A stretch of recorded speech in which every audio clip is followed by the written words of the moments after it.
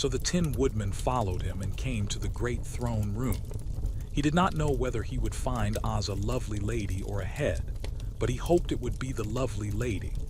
"For," he said to himself, "if it is the head, I am sure I shall not be given a heart, since a head has no heart of its own and therefore cannot feel for me. But if it is the lovely lady, I shall beg hard for a heart, for all ladies are themselves said to be kindly-hearted." But when the woodman entered the great throne room, he saw neither the head nor the lady, for Oz had taken the shape of a most terrible beast. It was nearly as big as an elephant, and the green throne seemed hardly strong enough to hold its weight. The beast had a head like that of a rhinoceros, only there were 5 eyes in its face. There were 5 long arms growing out of its body, and it also had 5 long, slim legs. Thick, woolly hair covered every part of it, and a more dreadful-looking monster could not be imagined. It was fortunate the Tin Woodman had no heart at that moment, for it would have beat loud and fast from terror. But being only tin, the woodman was not at all afraid, although he was much disappointed. "I am Oz, the great and terrible," spoke the beast in a voice that was one great roar. "Who are you, and why do you seek me?" "I am a woodman and made of tin. Therefore I have no heart and cannot love. I pray you to give me a heart that I may be as other men are." "Why should I do this?" demanded the beast. "Because I ask it, and you alone can grant my request," answered the woodman.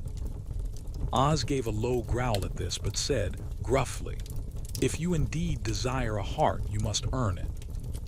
"How?" asked the woodman. "Help Dorothy to kill the wicked witch of the West," replied the beast. "When the witch is dead, come to me, and I will then give you the biggest and kindest and most loving heart in all the land of Oz." So the Tin Woodman was forced to return sorrowfully to his friends and tell them of the terrible beast he had seen. They all wondered greatly at the many forms the great wizard could take upon himself, and the lion said, "If he is a beast when I go to see him, I shall roar my loudest and so frighten him that he will grant all I ask.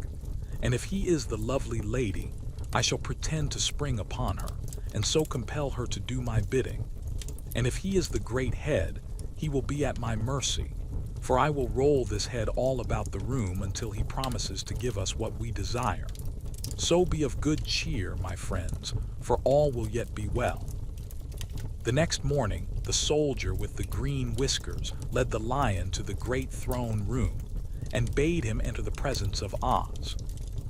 The lion at once passed through the door and, glancing around, saw, to his surprise, that before the throne was a ball of fire, so fierce and glowing he could scarcely bear to gaze upon it. His first thought was that Oz had by accident caught on fire and was burning up, but when he tried to go nearer, the heat was so intense that it singed his whiskers, and he crept back tremblingly to a spot nearer the door. Then a low, quiet voice came from the ball of fire, and these were the words it spoke. "I am Oz, the great and terrible. Who are you, and why do you seek me?"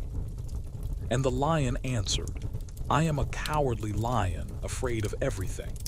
I came to you to beg that you give me courage, so that in reality I may become the king of beasts, as men call me." "Why should I give you courage?" demanded Oz. "Because of all wizards you are the greatest, and alone have power to grant my request," answered the lion.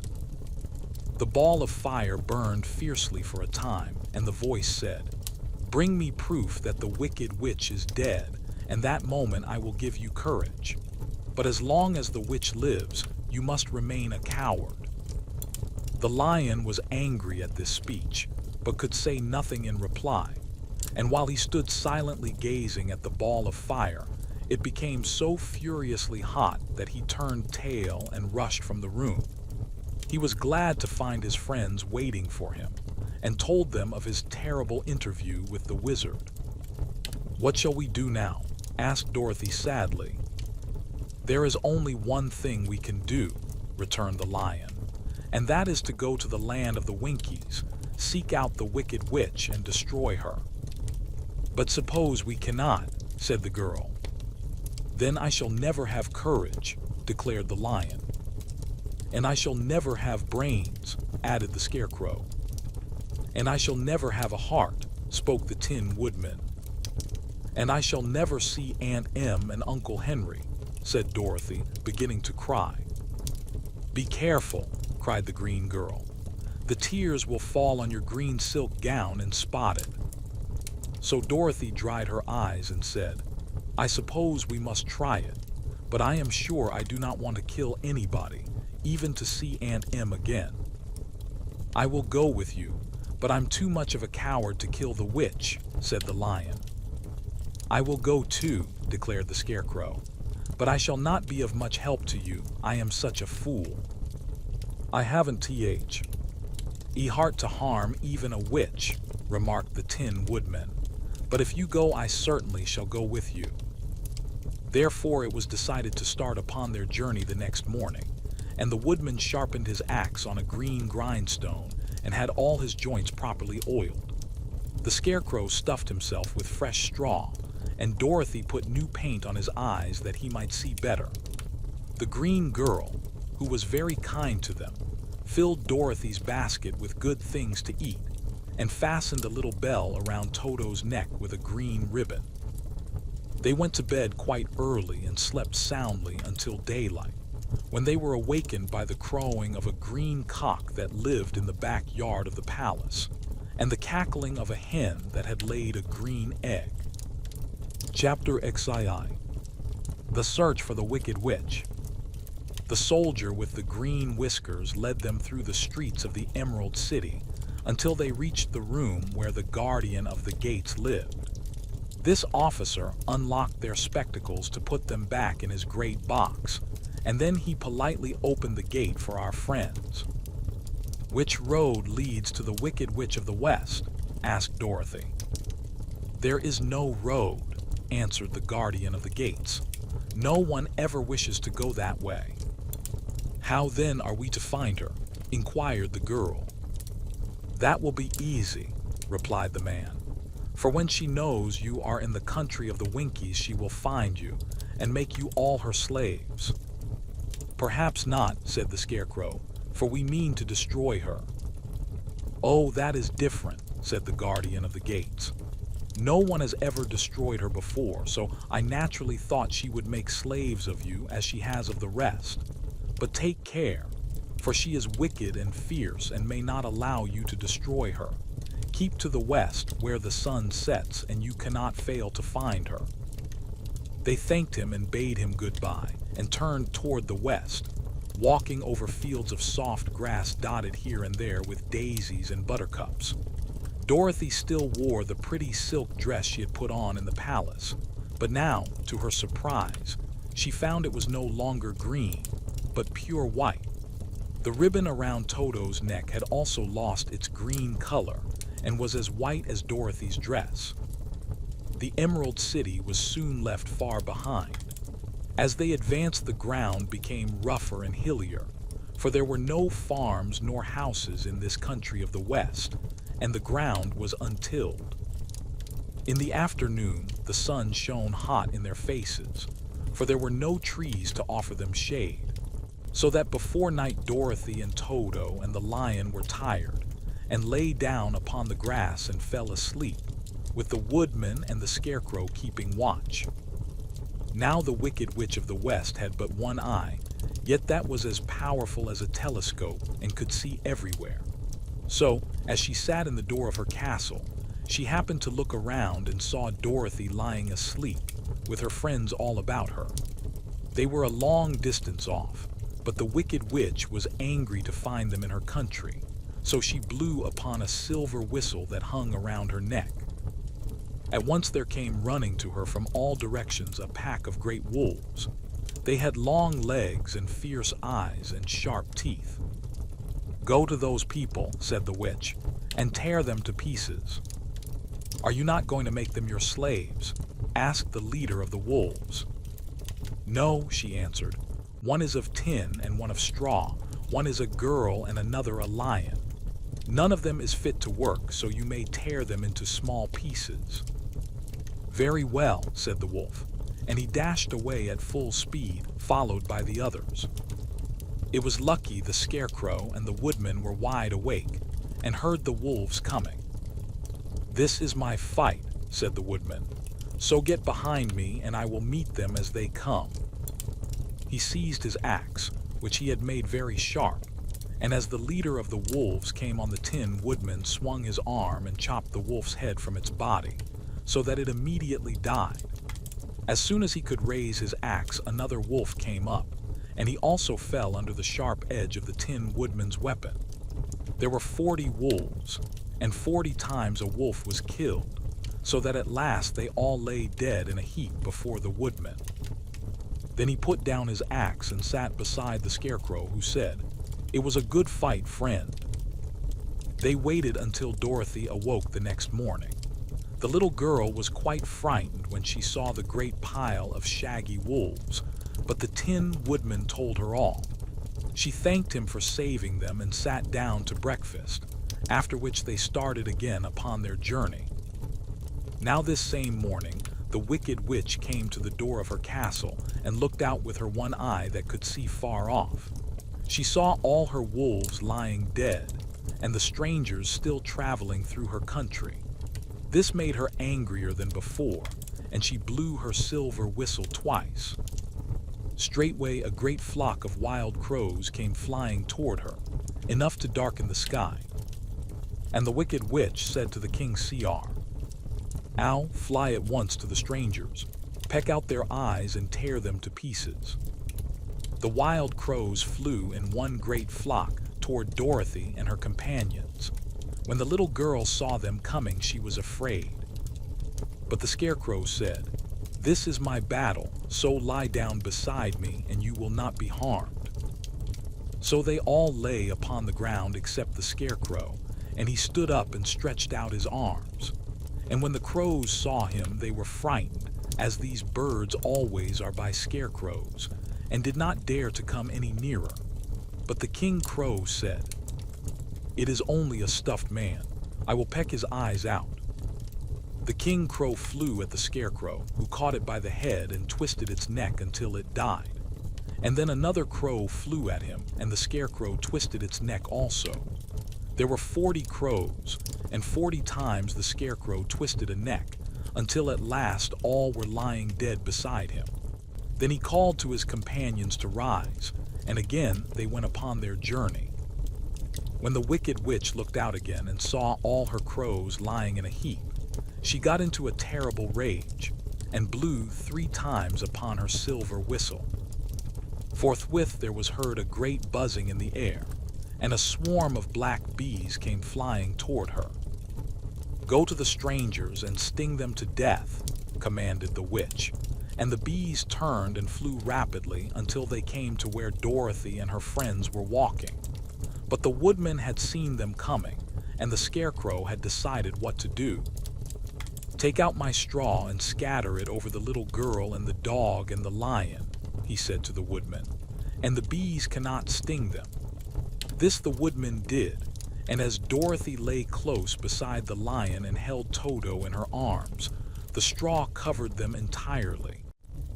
The bees came and found no one but the Woodman to sting, so they flew at him and broke off all their stings against the tin, without hurting the Woodman at all. And as bees cannot live when their stings are broken, that was the end of the black bees, and they lay scattered thick about the Woodman, like little heaps of fine coal. Then Dorothy and the lion got up, and the girl helped the Tin Woodman put the straw back into the Scarecrow again, until he was as good as ever. So they started upon their journey once more. The Wicked Witch was so angry when she saw her black bees in little heaps like fine coal that she stamped her foot and tore her hair and gnashed her teeth. And then she called a dozen of her slaves, who were the Winkies, and gave them sharp spears, telling them to go to the strangers and destroy them. The Winkies were not a brave people, but they had to do as they were told. So they marched away until they came near to Dorothy. Then the lion gave a great roar and sprang towards them, and the poor Winkies were so frightened that they ran back as fast as they could. When they returned to the castle, the wicked witch beat them well with a strap and sent them back to their work, after which she sat down to think what she should do next. She could not understand how all her plans to destroy these strangers had failed, but she was a powerful witch as well as a wicked one, and she soon made up her mind how to act. There was in her cupboard a golden cap with a circle of diamonds and rubies running round it. This golden cap had a charm. Whoever owned it could call 3 times upon the winged monkeys, who would obey any order they were given. But no person could command these strange creatures more than 3 times.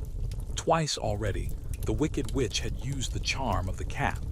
Once was when she had made the Winkies her slaves and set herself to rule over their country. The winged monkeys had helped her do this. The second time was when she had fought against the great Oz himself and driven him out of the land of the West. The winged monkeys had also helped her in doing this. Only once more could she use this golden cap, for which reason she did not like to do so until all her other powers were exhausted. But now that her fierce wolves and her wild crows and her stinging bees were gone, and her slaves had been scared away by the cowardly lion, she saw there was only one way left to destroy Dorothy and her friends. So the wicked witch took the golden cap from her cupboard and placed it upon her head. Then she stood upon her left foot and said, slowly, "Epi pepi kaki." Next she stood upon her right foot and said, "Hello, hallo, hello."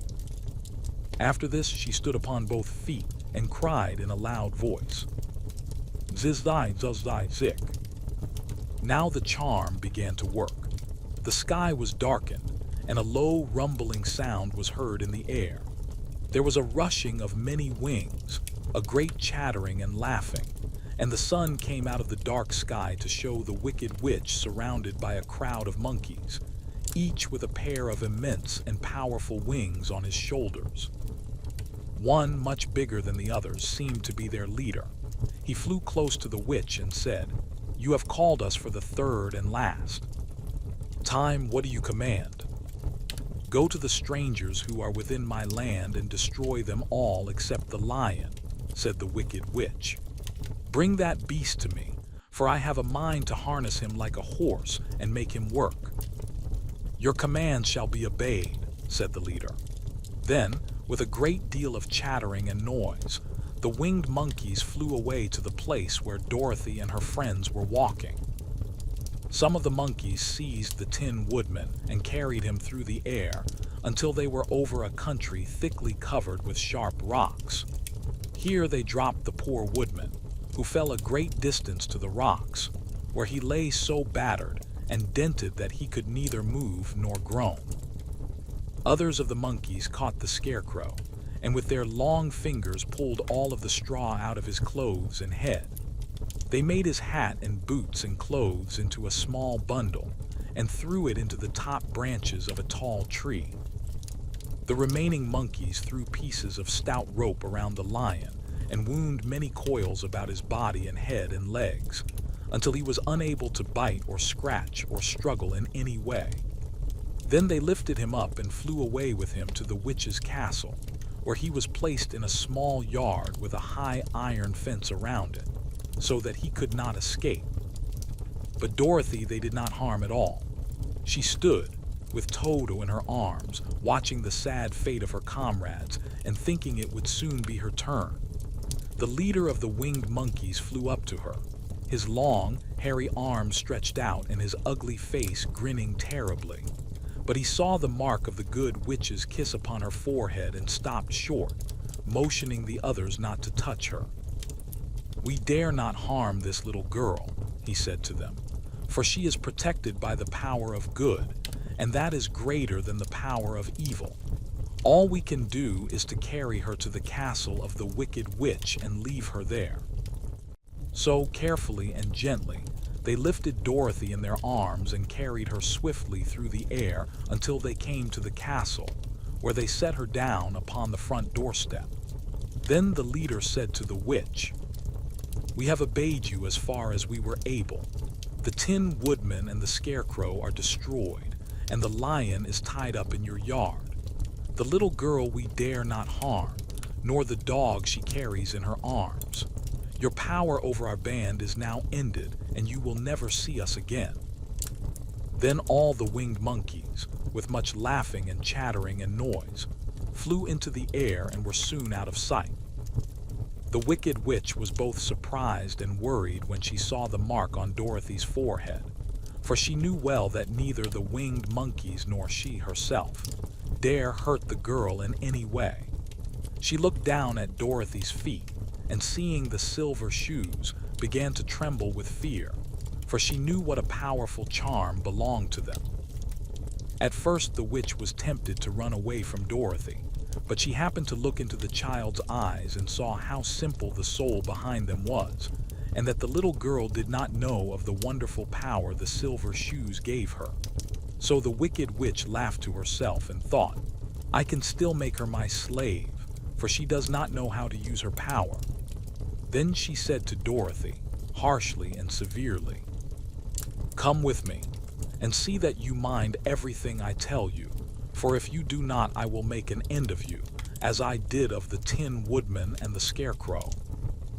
Dorothy followed her through many of the beautiful rooms in her castle, until they came to the kitchen, where the witch bade her clean the pots and kettles and sweep the floor and keep the fire fed with wood. Dorothy went to work meekly, with her mind made up to work as hard as she could, for she was glad the wicked witch had decided not to kill her. With Dorothy hard at work, the witch thought she would go into the courtyard and harness the cowardly lion like a horse. It would amuse her, she was sure, to make him draw her chariot whenever she wished to go to drive. But as she opened the gate, the lion gave a loud roar and bounded at her so fiercely that the witch was afraid, and ran out and shut the gate again. "If I cannot harness you," said the witch to the lion, speaking through the bars of the gate, "I can starve you. You shall have nothing to eat until you do as I wish." So after that she took no food to the imprisoned lion, but every day she came to the gate at noon and asked, "Are you ready to be harnessed like a horse?" And the lion would answer, "No, if you come in this yard I will bite you." The reason the lion did not have to do as the witch wished was that every night, while the woman was asleep, Dorothy carried him food from the cupboard. After he had eaten, he would lie down on his bed of straw, and Dorothy would lie beside him and put her head on his soft, shaggy mane, while they talked of their troubles and tried to plan some way to escape. But they could find no way to get out of the castle, for it was constantly guarded by the yellow Winkies, who were the slaves of the wicked witch and too afraid of her not to do as she told them. The girl had to work hard during the day, and often the witch threatened to beat her with the same old umbrella she always carried in her hand. But in truth, she did not dare to strike Dorothy because of the mark upon her forehead. The child did not know this and was full of fear for herself and Toto.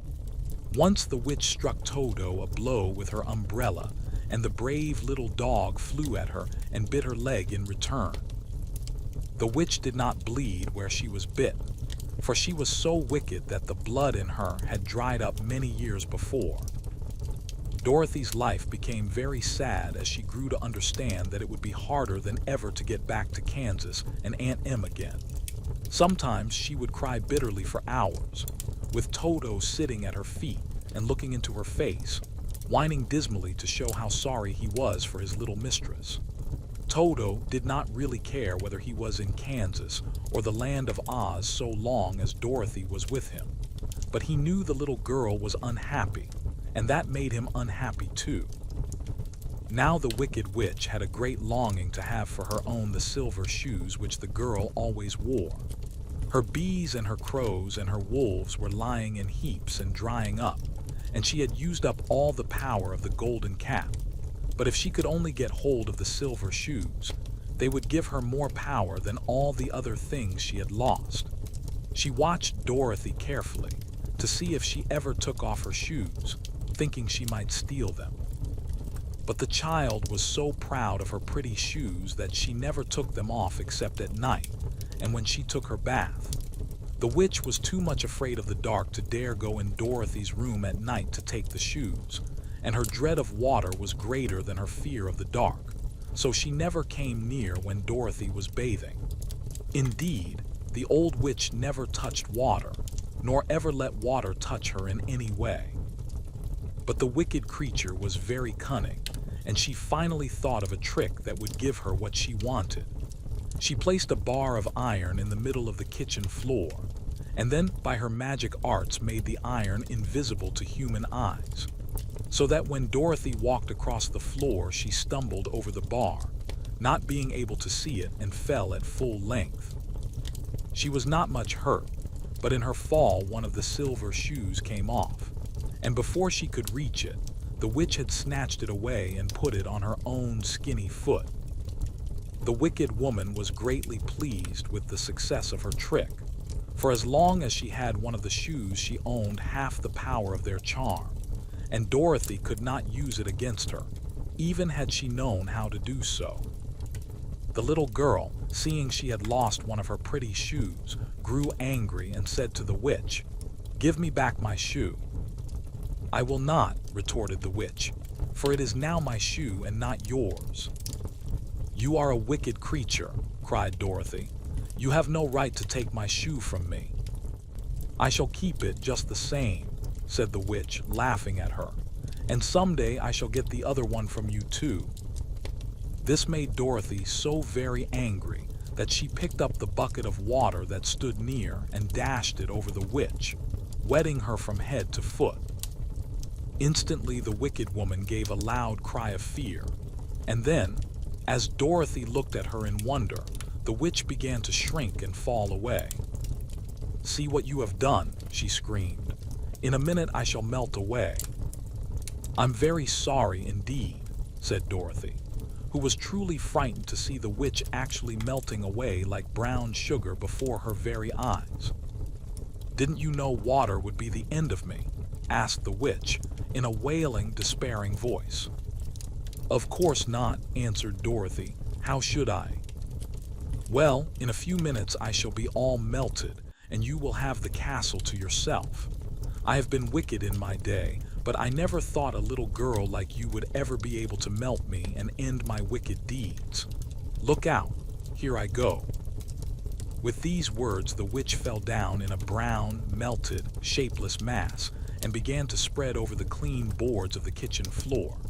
Seeing that she had really melted away to nothing, Dorothy drew another bucket of water and threw it over the mess. She then swept it all out the door. After picking out the silver shoe, which was all that was left of the old woman, she cleaned and dried it with a cloth and put it on her foot again. Then, being at last free to do as she chose, she ran out to the courtyard to tell the lion that the wicked witch of the West had come to an end, and that they were no longer prisoners in a strange land. Chapter XIII. The Rescue. The cowardly lion was much pleased to hear that the wicked witch had been melted by a bucket of water, and Dorothy at once unlocked the gate of his prison and set him free. They went in together to the castle, where Dorothy's first act was to call all the Winkies together and tell them that I were no longer slaves. There was great rejoicing among the yellow Winkies, for they had been made to work hard during many years for the wicked witch, who had always treated them with great cruelty. They kept this day as a holiday, then and ever after, and spent the time in feasting and dancing. "If our friends, the Scarecrow and the Tin Woodman, were only with us," said the lion, "I should be quite happy." "Don't you suppose we could rescue them?" asked the girl anxiously. "We can try," answered the lion. So they called the yellow Winkies and asked them if they would help to rescue their friends, and the Winkies said that they would be delighted to do all in their power for Dorothy, who had set them free from bondage. So she chose a number of the Winkies who looked as if they knew the most, and they all started away. They traveled that day and part of the next until they came to the rocky plain where the Tin Woodman lay, all battered and bent. His axe was near him, but the blade was rusted and the handle broken off short. The Winkies lifted him tenderly in their arms and carried him back to the yellow castle again, Dorothy shedding a few tears by the way at the sad plight of her old friend, and the lion looking sober and sorry. When they reached the castle, Dorothy said to the Winkies, "Are any of your people tinsmiths?" "Oh yes, some of us are very good tinsmiths," they told her. "Then bring them to me," she said. And when the tinsmiths came, bringing with them all their tools in baskets, she inquired, "Can you straighten out those dents in the Tin Woodman and bend him back into shape again, and solder him together where he is broken?" The tinsmiths looked the woodman over carefully, and then answered that they thought they could mend him so he would be as good as ever. So they set to work in one of the big yellow rooms of the castle, and worked for 3 days and 4 nights, hammering and twisting and bending and soldering and polishing and pounding at the legs and body and head of the Tin Woodman, until at last he was straightened out into his old form, and his joints worked as well as ever. To be sure, there were several patches on him, but the tinsmiths did a good job, and as the woodman was not a vain man, he did not mind the patches at all. When at last he walked into Dorothy's room and thanked her for rescuing him, he was so pleased that he wept tears of joy, and Dorothy had to wipe every tear carefully from his face with her apron, so his joints would not be rusted. At the same time, her own tears fell thick and fast at the joy of meeting her old friend again, and these tears did not need to be wiped away. As for the lion, he wiped his eyes so often with the tip of his tail that it became quite wet, and he was obliged to go out into the courtyard and hold it in the sun till it dried. "If we only had the scarecrow with us again," said the Tin Woodman, when Dorothy had finished telling him everything that had happened, "I should be quite happy." "We must try to find him," said the girl. So she called the Winkies to help her, and they walked all that day and part of the next until they came to the tall tree in the branches of which the winged monkeys had tossed the scarecrow's clothes. It was a very tall tree, and the trunk was so smooth that no one could climb it. But the woodman said at once, "I'll chop it down, and then we can get the scarecrow's clothes." Now while the tinsmiths had been at work mending the woodman himself, another of the Winkies, who was a goldsmith, had made an axe handle of solid gold and fitted it to the woodman's axe, instead of the old broken handle. Others polished the blade until all the rust was removed and it glistened like burnished silver. As soon as he had spoken, the Tin Woodman began to chop, and in a short time the tree fell over with a crash, whereupon the scarecrow's clothes fell out of the branches and rolled off on the ground. Dorothy picked them up and had the Winkies carry them back to the castle, where they were stuffed with nice, clean straw, and behold, here was the scarecrow as good as ever, thanking them over and over again for saving him. Now that they were reunited, Dorothy and her friends spent a few happy days at the Yellow Castle, where they found everything they needed to make them comfortable. But one day the girl thought of Aunt Em and said, "We must go back to Oz and claim his promise." "Yes," said the woodman, "at last I shall get my heart." "And I shall get my brains," added the scarecrow joyfully. "And I shall get my courage," said the lion thoughtfully. "And I shall get back to Kansas," cried Dorothy, clapping her hands. "Oh, let us start for the Emerald City tomorrow." This they decided to do. The next day they called the Winkies together and bade them goodbye. The Winkies were sorry to have them go, and they had grown so fond of the Tin Woodman that they begged him to stay and rule over them and the yellow land of the West. Find it. Gee, they were determined to go. The Winkies gave Toto and the lion each a golden collar, and to Dorothy they presented a beautiful bracelet studded with diamonds, and to the Scarecrow they gave a gold-headed walking stick to keep him from stumbling, and to the Tin Woodman they offered a silver oil can, inlaid with gold and set with precious jewels. Every one of the travelers made the Winkies a pretty speech in return, and all shook hands with them until their arms ached. Dorothy went to the witch's cupboard to fill her basket with food for the journey, and there she saw the golden cap. She tried it on her own head and found that it fitted her exactly. She did not know anything about the charm of the golden cap, but she saw that it was pretty, so she made up her mind to wear it and carry her sunbonnet in the basket. Then, being prepared for the journey, they all started for the Emerald City, and the Winkies gave them 3 cheers and many good wishes to carry with them. Chapter XIV. The Winged Monkeys. You will remember there was no road, not even a pathway, between the castle of the Wicked Witch and the Emerald City. When the 4 travelers went in search of the witch, she had seen them coming, and so sent the winged monkeys to bring them to her. It was much harder to find their way back through the big fields of buttercups and yellow daisies than it was being carried. They knew, of course, they must go straight east, toward the rising sun, and they started off in the right way. But at noon, when the sun was over their heads, they did not know which was east and which was west, and that was the reason they were lost in the great fields. They kept on walking, however, and at night the moon came out and shone brightly. So they lay down among the sweet-smelling yellow flowers and slept soundly until morning, all but the Scarecrow and the Tin Woodman. The next morning the sun was behind a cloud, but they started on, as if they were quite sure which way they were going.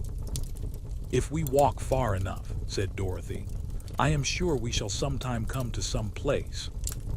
But day by day passed away, and they still saw nothing before them but the scarlet fields. The Scarecrow began to grumble a bit. "We have surely lost our way," he said, "and unless we find it again in time to reach the Emerald City, I shall never get my brains." "Nor I my heart," declared the Tin Woodman. "It seems to me I can scarcely wait till I get to Oz, and you must admit this is a very long journey." "You see," said the Cowardly Lion with a whimper, "I haven't the courage to keep tramping forever without getting anywhere at all." Then Dorothy lost heart. She sat down on the grass and looked at her companions, and they sat down and looked at her, and Toto found that for the first time in his life he was too tired to chase a butterfly that flew past his head.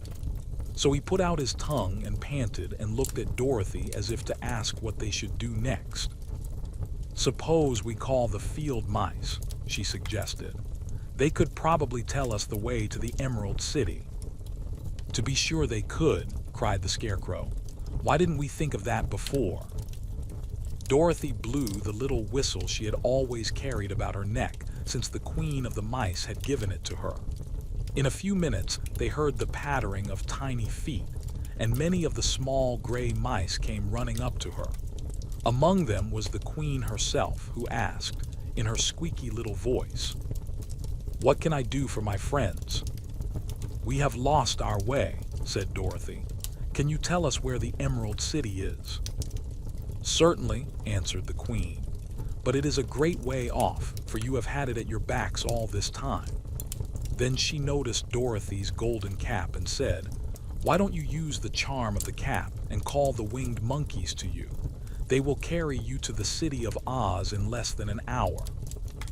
"I didn't know there was a charm," answered Dorothy in surprise. "What is it?" "It is written inside the golden cap," replied the Queen of the Mice. "But if you are going to call the winged monkeys, we must run away, for they are full of mischief and think it great fun to plague us." "Won't they hurt me?" asked the girl anxiously. "Oh no, they must obey the wearer of the cap. Goodbye," and she scampered out of sight with all the mice hurrying after her. Dorothy looked inside the golden cap and saw some words written upon the lining. These, she thought, must be the charm, so she read the directions carefully and put the cap upon her head. Epi pepi kaki, she said, standing on her left foot. What did you say? Asked the Scarecrow, who did not know what she was doing. Hillo, hollo, hello, Dorothy went on, standing this time on her right foot. Hello, replied the Tin Woodman calmly. Ziz-zai, zuz-zai, zik, said Dorothy, who was now standing on both feet. This ended the saying of the charm, and they heard a great chattering and flapping of wings as the band of winged monkeys flew up to them. The king bowed low before Dorothy and asked, "What is your command?" "We wish to go to the Emerald City," said the child, "and we have lost our way." "We will carry you," replied the king, and no sooner had he spoken than two of the monkeys caught Dorothy in their arms and flew away with her. Others took the Scarecrow and the Woodman and the Lion, and one little monkey seized Toto and flew after them, although the dog tried hard to bite him. The Scarecrow and the Tin Woodman were rather frightened at first, for they remembered how badly the winged monkeys had treated them before. But they saw that no harm was intended, so they rode through the air quite cheerfully, and had a fine time looking at the pretty gardens and woods far below them. Dorothy found herself riding easily between two of the biggest monkeys, one of them the king himself. They had made a chair of their hands and were careful not to hurt her. "Why do you have to obey the charm of the golden cap?" she asked. "That is a long story," answered the king with a winged laugh. "But as we have a long journey before us, I will pass the time by telling you about it if you wish." "I shall be glad to hear it," she replied. "Once," began the leader, "we were a free people, living happily in the great forest, flying from tree to tree, eating nuts and fruit, and doing just as we pleased without calling anybody master. Perhaps some of us were rather too full of mischief at times, flying down to pull the tails of the animals that had no wings, chasing birds and throwing nuts at the people who walked in the forest. But we were careless and happy and full of fun, and enjoyed every minute of the day. This was many years ago, long before Oz came out of the clouds to rule over this land. There lived here then, away at the north, a beautiful princess who was also a powerful sorceress. All her magic was used to help the people, and she was never known to hurt anyone who was good. Her name was Gayelette, and she lived in a handsome palace built from great blocks of ruby. Everyone loved her, but her greatest sorrow was that she could find no one to love in return, since all the men were much too stupid and ugly to mate with one so beautiful and wise. At last, however, she found a boy who was handsome and manly, and wise beyond his years. Gayelette made up her mind that, when he grew to be a man, she would make him her husband. So she took him to her ruby palace, and used all her magic powers to make him as strong and good and lovely as any woman could wish. When he grew to manhood, Quelala, as he was called, was said to be the best and wisest man in all the land, while his manly beauty was so great that Gayelette loved him dearly, and hastened to make everything ready for the wedding. My grandfather was at that time the king of the winged monkeys which lived in the forest near Gayelette's palace, and the old fellow loved a joke better than a good dinner. One day, just before the wedding, my grandfather was flying out with his band when he saw Quelala walking beside the river. He was dressed in a rich costume of pink silk and purple velvet, and my grandfather thought he would see what he could do. At his word, the band flew down and seized Quelala, carried him in their arms until they were over the middle of the river, and then dropped him into the water. "Swim out, my fine fellow," cried my grandfather, "and see if the water has spotted your clothes." Quelala was much too wise not to swim, and he was not in the least spoiled by all his good fortune. He laughed when he came to the top of the water and swam in to shore. But when Gayelette came running out to him, she found his silks and velvet all ruined by the river. The princess was angry, and she knew, of course, who did it. She had all the winged monkeys brought before her, and she said at first that their wings should be tied, and they should be treated as they had treated Quelala, and dropped in the river. But my grandfather pleaded hard, for he knew the monkeys would drown in the river with their wings tied, and Quelala said a kind word for them also, so that Gayalette finally spared them, on condition that the winged monkeys should ever after do 3 times the bidding of the owner of the golden cap. This cap had been made for a wedding present to Quelala, and it is said to have cost the princess half her kingdom. Of course, my grandfather and all the other monkeys at once agreed to the condition, and that is how it happens that we are 3 times the slaves of the owner of the golden cap, whosoever he may be. And what became of them?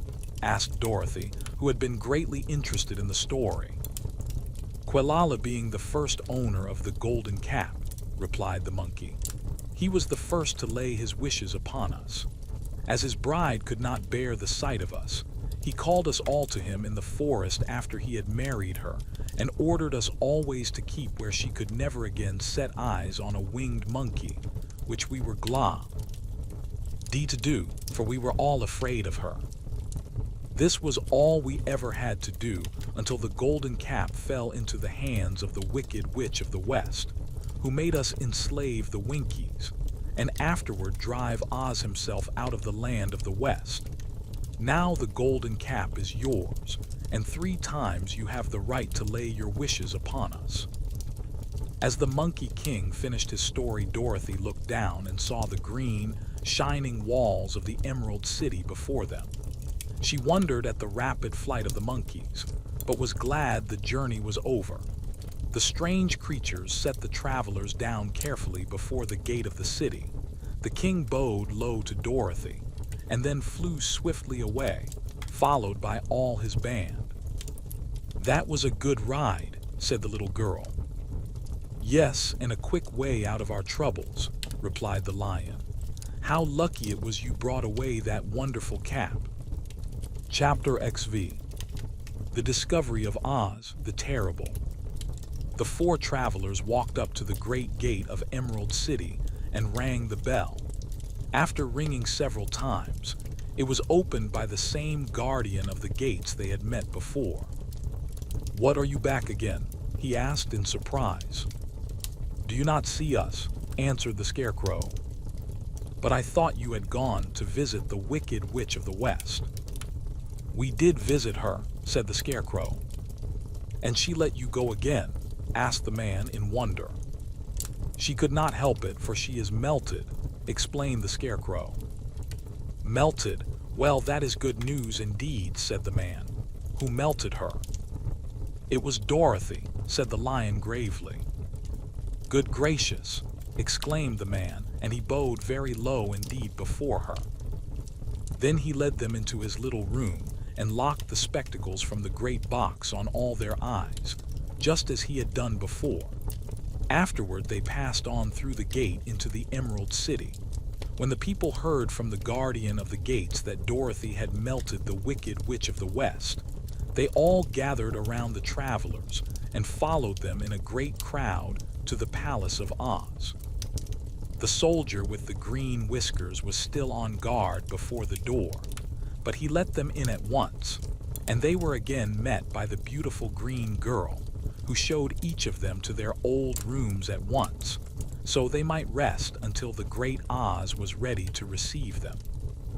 The soldier had the news carried straight to Oz that Dorothy and the other travelers had come back again, after destroying the Wicked Witch, but Oz made no reply.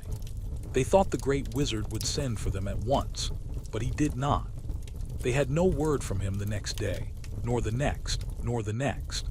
The waiting was tiresome and wearing, and at last they grew vexed that Oz should treat them in so poor a fashion, after sending them to undergo hardships and slavery. So the Scarecrow at last asked the green girl to take another message to Oz, saying if he did not let them in to see him at once they would call the winged monkeys to help them, and find out whether he kept his promises or not. When the wizard was given this message, he was so frightened that he sent word for them to come to the throne room at 4 minutes after 9 o'clock the next morning. He had once met the winged monkeys in the land of the West, and he did not wish to meet them again. The 4 travelers passed a sleepless night, each thinking of the gift Oz had promised to bestow on him.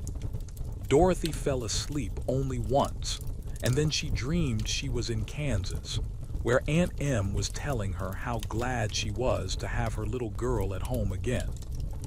Promptly at 9 o'clock the next morning, the green-whiskered soldier came to them, and 4 minutes later they all went into the throne room of the great Oz.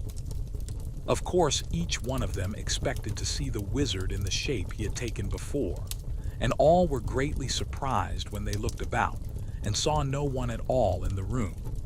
They kept close to the door and closer to one another, for the stillness of the empty room was more dreadful than any of the forms they had seen Oz take. Presently they heard a solemn voice that seemed to come from somewhere near the top of the great dome, and it said, "I am Oz, the great and terrible. Why do you seek me?" They looked again in every part of the room, and then, seeing no one, Dorothy asked, "Where are you?" "I am everywhere," answered the voice, "but to the eyes of common mortals I am invisible. I will now seat myself upon my throne, that you may converse with me." Indeed, the voice seemed just then to come straight from the throne itself, so they walked toward it and stood in a row while Dorothy said, "We have come to claim our promise, O Oz." "What promise?" asked Oz. "You promised to send me back to Kansas when the Wicked Witch was destroyed," said the girl. "And you promised to give me brains," said the Scarecrow. "And you promised to give me a heart," said the Tin Woodman. "And you promised to give me courage," said the Cowardly Lion. "Is the Wicked Witch really destroyed?" asked the voice, and Dorothy thought. It trembled a little. "Yes," she answered. "I melted her with a bucket of water." "Dear me," said the voice, "how sudden. Well, come to me tomorrow, for I must have time to think it over." "You've had plenty of time already," said the Tin Woodman angrily. "We shan't wait a day longer," said the Scarecrow. "You must keep your promises to us," exclaimed Dorothy.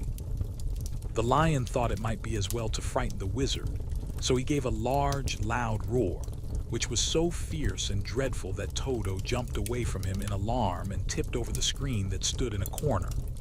As it fell with a crash, they looked that way, and the next moment all of them were filled with wonder, for they saw, standing in just the spot the screen had hidden, a little old man with a bald head and a wrinkled face, who seemed to be as much surprised as they were. The Tin Woodman, raising his axe, rushed toward the little man and cried out, "Who are you?" "I am Oz, the great and terrible," said the little man in a trembling voice. "But don't strike me, please don't, and I'll do anything you want me to." Our friends looked at him in surprise and dismay. "I thought Oz was a great head," said Dorothy. "And I thought Oz was a lovely lady," said the Scarecrow. "And I thought Oz was a terrible beast," said the Tin Woodman. "And I thought Oz was a ball of fire," exclaimed the lion. "No, you are all wrong," said the little man meekly. "I have been making believe." "Making believe?" cried Dorothy. "Are you not a great wizard?" "Hush, my dear," he said. "Don't speak so loud or you will be overheard and I should be ruined. I'm supposed to be a great wizard." "And aren't you?" she asked. "Not a bit of it, my dear. I'm just a common man." "You're more than that," said the Scarecrow in a grieved tone. "You're a humbug." "Exactly so," declared the little man, rubbing his hands together as if it pleased him. "I am a humbug." "But this is terrible," said the Tin Woodman. "How shall I ever get my heart?" "Or I my courage?" asked the lion. "Or I my brains?" wailed the Scarecrow, wiping the tears from his eyes with his coat sleeve. "My dear friends," said Oz, I pray you not to speak of these little things. Think of me and the terrible trouble I'm in at being found out." "Doesn't anyone else know you're a humbug?" asked Dorothy. "No one knows it but you four and myself," replied Oz. "I have fooled everyone so long that I thought I should never be found out. It was a great mistake my ever letting you into the throne room. Usually I will not see even my subjects, and so they believe I am something terrible." "But I don't understand," said Dorothy in bewilderment.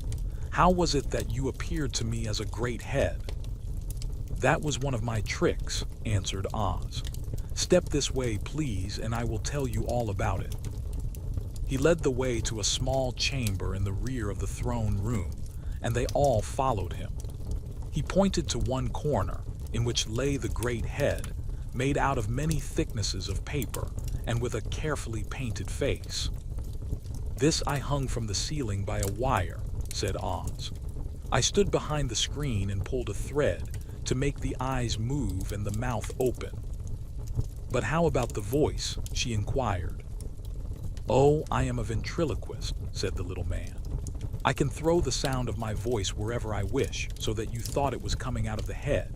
Here are the other things I used to deceive you."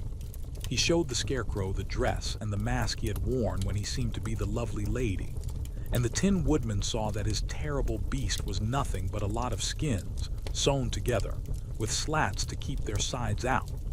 As for the ball of fire, the false wizard had hung that also from the ceiling.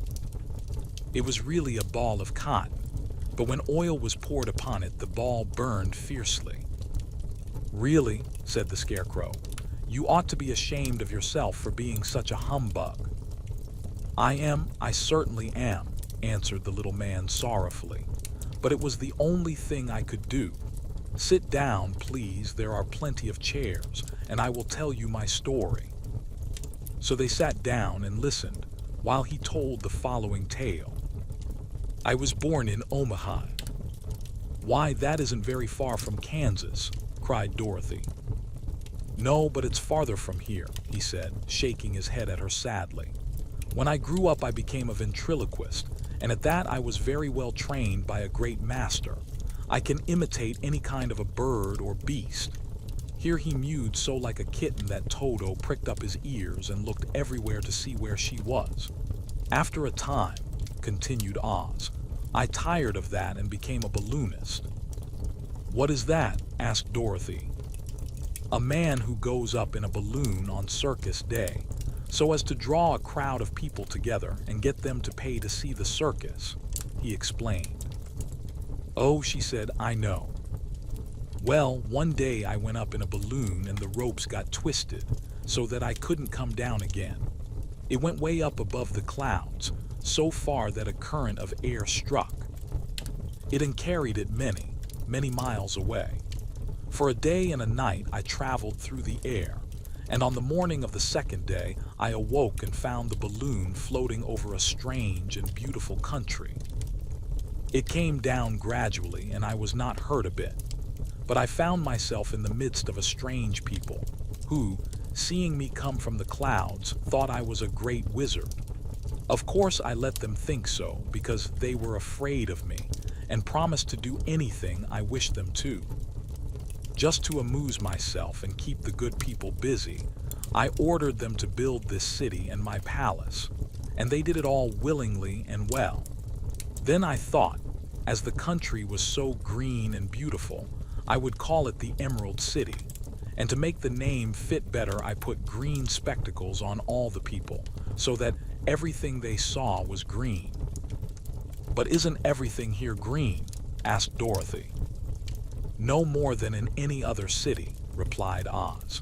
"But when you wear green spectacles, why of course everything you see looks green to you. The Emerald City was built a great many years ago, for I was a young man when the balloon brought me here, and I am a very old man now. But my people have worn green glasses on their eyes so long that most of them think it really is an Emerald City, and it certainly is a beautiful place, abounding in jewels and precious metals, and every good thing that is needed to make one happy. I have been good to the people, and they like me. But ever since this palace was built, I have shut myself up and would not see any of them. One of my greatest fears was the witches, for while I had no magical powers at all, I soon found out that the witches were really able to do wonderful things. There were 4 of them in this country, and they ruled the people who live in the north and south and east and west. Fortunately, the witches of the north and south were good, and I knew they would do me no harm. But the witches of the east and west were terribly wicked, and had they not thought I was more powerful than they themselves, they would surely have destroyed me.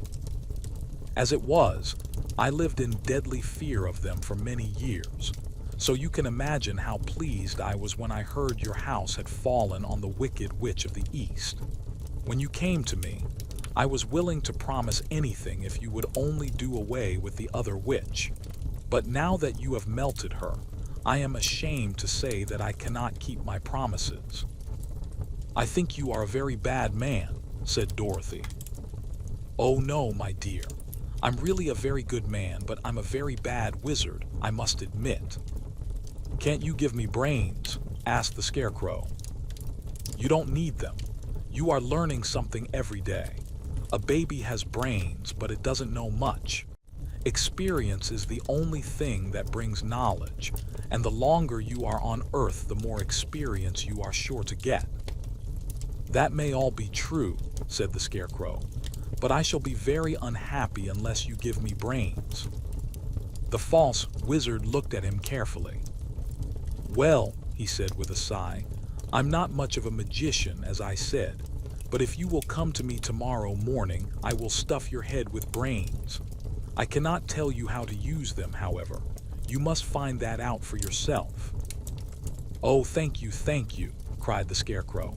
I'll find a way to use them, never fear. But how about my courage? Asked the Lion anxiously. You have plenty of courage, I am sure, answered Oz. All you need is confidence in yourself. There is no living thing that is not afraid when it faces danger. The true courage is in facing danger when you are afraid, and that kind of courage you have in plenty. Perhaps I have, but I'm scared just the same, said the Lion. I shall really be very unhappy unless you give me the sort of courage that makes one forget he is afraid. Very well, I will give you that sort of courage tomorrow, replied Oz. How about my heart? Asked the Tin Woodman. Why, as for that, answered Oz, I think you are wrong to want a heart. It makes most people unhappy. If you only knew it, you are in luck not to have a heart. That must be a matter of opinion, said the Tin Woodman. For my part, I will bear all the unhappiness without a murmur if you will give me the heart. Very well, answered Oz meekly. Come to me tomorrow and you shall have a heart. I have played wizard for so many years that I may as well continue the part a little longer. And now, said Dorothy, how am I to get back to Kansas? We shall have to think about that, replied the little man. Give me 2 or 3 days to consider the matter, and I'll try to find a way to carry you over the desert. In the meantime, you shall all be treated as my guests, and while you live in the palace, my people will wait upon you and obey your slightest wish. There is only one thing I ask in return for my help, such as it is. You must keep my secret and tell no one I am a humbug. They agreed to say nothing of what they had learned, and went back to their rooms in high spirits. Even Dorothy had hoped that the great and terrible humbug, as she called him, would find a way to send her back to Kansas, and if he did, she was willing to forgive him everything. Chapter XVI. The Magic Art of the Great Humbug. Next morning, the Scarecrow said to his friends, Congratulate me. I am going to Oz to get my brains at last. When I return, I shall be as other men are. I have always liked you as you were, said Dorothy simply. It is kind of you to like a scarecrow, he replied. But surely you will think more of me when you hear the splendid thoughts my new brain is going to turn out. Then he said goodbye to them all in a cheerful voice and went to the throne room, where he rapped upon the door. "Come in," said Oz. The Scarecrow went in and found the little man sitting down by the window, engaged in deep thought. "I have come for my brains," remarked the Scarecrow a little uneasily. "Oh, yes. Sit down in that chair, please," replied Oz. "You must excuse me for taking your head off, but I shall have to do it in order to put your brains in their proper place." "That's all right," said the Scarecrow. "You are quite welcome to take my head off, as long as it will be a better one when you put it on again." So the wizard unfastened his head and emptied out the straw. Then he entered the back room and took up a measure of bran, which he mixed with a great many pins and needles. Having shaken them together thoroughly, he filled the top of the Scarecrow's head with the mixture and stuffed the rest of the space with straw to hold it in place. When he had fastened the Scarecrow's head on his body again, he said to him, "Hereafter you will be a great man, for I have given you a lot of brand new brains." The Scarecrow was both pleased and proud at the fulfillment of his greatest wish, and having thanked Oz warmly, he went back to his friends. Dorothy looked at him curiously. His head was quite bulged out at the top with brains. "How do you feel?" she asked. "I feel wise indeed," he answered earnestly.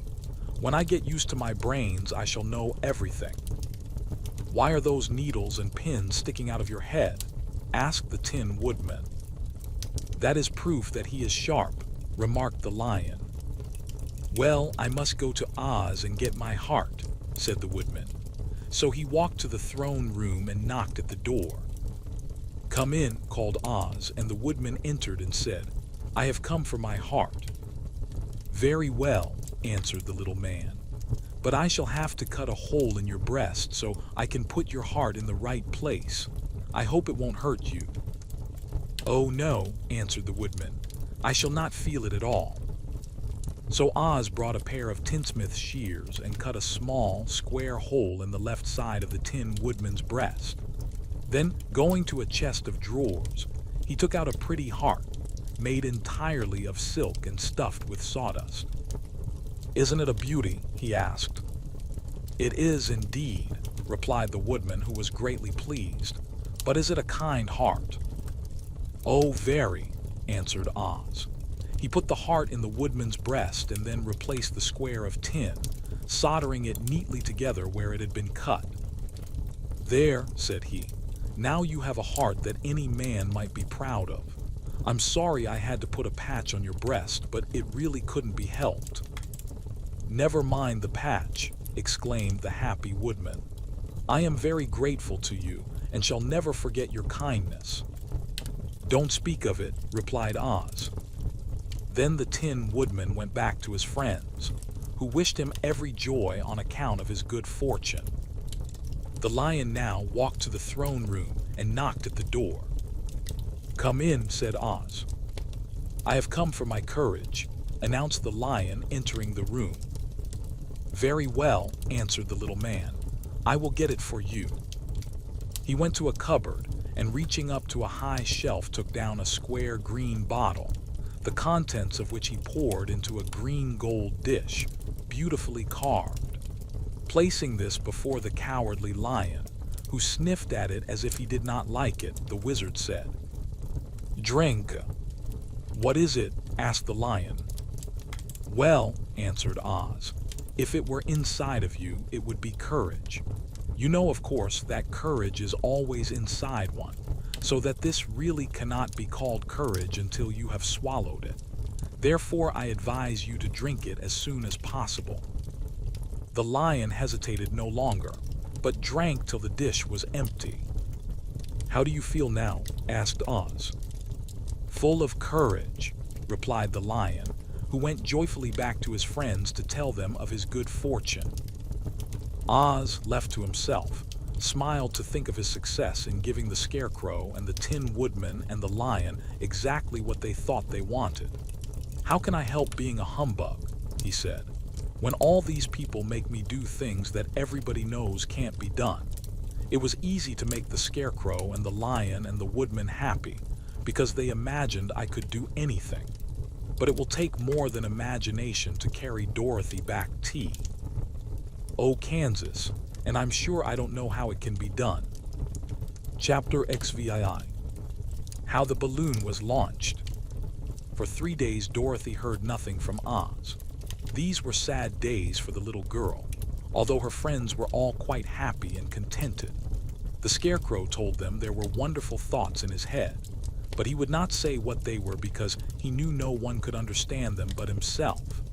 When the Tin Woodman walked about, he felt his heart rattling around in his breast, and he told Dorothy he had discovered it to be a kinder and more tender heart than the one he had owned when he was made of flesh. The Lion declared he was afraid of nothing on earth, and would gladly face an army or a dozen of the fierce Kalidahs. Thus each of the little party was satisfied except Dorothy, who longed more than ever to get back to Kansas.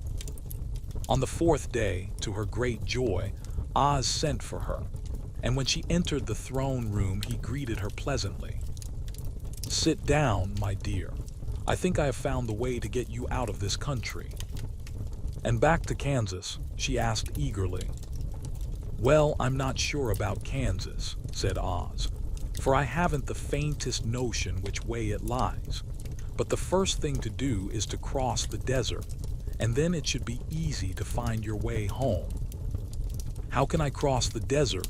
she inquired. "Well, I'll tell you what I think," said the little man. "You see, when I came to this country it was in a balloon. You also came through the air, being carried by a cyclone. So I believe the best way to get across the desert will be through the air. Now, it is quite beyond my powers to make a cyclone, but I've been thinking the matter over, and I believe I can make a balloon." "How?" asked Dorothy. "A balloon," said Oz, "is made of silk, which is coated with glue to keep the gas in it. I have plenty of silk in the palace, so it will be no trouble to make the balloon. But in all this country there is no gas to fill the balloon with to make it float." "If it won't float," remarked Dorothy, "it will be of no use to us." "True," answered Oz, "but there is another way to make it float, which is to fill it with hot air. Hot air isn't as good as gas, for if the air should get cold the balloon would come down in the desert and we should be lost." "We," exclaimed the girl. "Are you going with me?" "Yes, of course," replied Oz. "I am tired of being such a humbug. If I should go out of this palace, my people would soon discover I am not a wizard, and then they would be vexed with me for having deceived them. So I have to stay shut up in these rooms all day, and it gets tiresome. I'd much rather go back to Kansas with you and be in a circus again." "I shall be glad to have your company," said Dorothy. "Thank you," he answered. "Now, if you will help me sew the silk together, we will begin to work on our balloon." So Dorothy took a needle and thread, and as fast as Oz cut the strips of silk into proper shape, the girl sewed them neatly together. First, there was a strip of light green silk, then a strip of dark green, and then a strip of emerald green. For Oz had a fancy to make the balloon in different shades of the color about them. It took 3 days to sew all the strips together, but when it was finished, they had a big bag of green silk more than 20 feet long. Then Oz painted it on the inside with a coat of thin glue to make it airtight, after which he announced that the balloon was ready. "But we must have a basket to ride in," he said. So he sent the soldier with the green whiskers for a big clothes basket, which he fastened with many ropes to the bottom of the balloon. When it was all ready, Oz sent word to his people that he was going to make a visit to a great brother wizard who lived in the clouds. The news spread rapidly throughout the city, and everyone came to see the wonderful sight. Oz ordered the balloon carried out in front of the palace, and the people gazed upon it with much curiosity. The Tin Woodman had chopped a big pile of wood, and now he made a fire of it, and Oz held the bottom of the balloon over the fire so that the hot air that arose from it would be caught in the silken bag. Gradually, the balloon swelled out and rose into the air, until finally the basket just touched the ground. Then Oz got into the basket and said to all the people in a loud voice, "I am now going away to make a visit. While I am gone, the Scarecrow will rule over you. I command you to obey him as you would me." The balloon was by this time tugging hard at the rope that held it to the ground, for the air within it was hot, and this made it so much lighter in weight than the air without that it pulled hard to rise into the sky. "Come, Dorothy," cried the wizard. "Hurry up or the balloon will fly away."